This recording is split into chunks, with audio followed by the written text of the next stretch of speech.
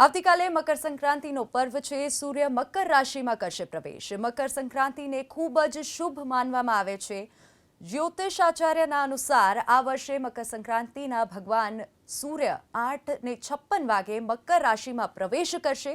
જ્યોતિરાચાર્ય ચેતન પટેલે આગાહી કરી છે કે મકર સંક્રાંતિ બાદ ભારતીય શેર બજારમાં તેજી આવશે, મંદીથી છુટકારો મળશે। જો કે સોના ચાંદીના ભાવમાં નવી ઉથલપાથલ જોવા મળશે। મકર સંક્રાંતિના ગાયને ઘાસચારો અને પક્ષીઓને ચણા આપવાથી ખૂબ જ લાભ થાય છે।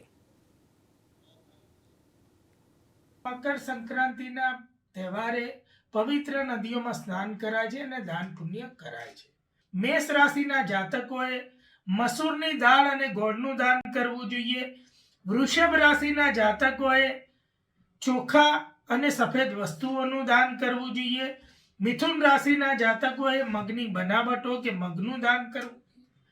કર્ક રાશિના જાતકોએ ચોખા કે સફેદ રેશમી વસ્ત્રનું દાન કરવું જોઈએ। સિંહ રાશિના જાતકો ચણા કે ચણાની દાળનું દાન કરવું જોઈએ, ગોળનું દાન કરી શકે છે।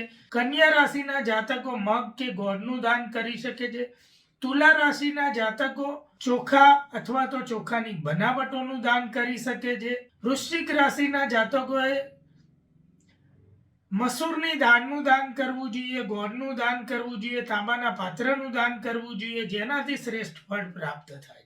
ધન રાશિના જાતકોએ ચણા કે ચણાની ચીજોનું દાન કરવું। મકર રાશિવાળા જાતકોએ કાળા અડદ કે સફેદ અડદનું દાન કરવું જોઈએ, તલ કે તલની બનાવટોનું દાન કરવું જોઈએ। કુંભ રાશિના જાતકોએ લોખંડના પાત્રોનું દાન, કાળા કામળાનું દાન અને મીન રાશિના જાતકોએ ચણા કે બેસનની ચીજોનું દાન કે રેશમી વસ્ત્રોનું દાન।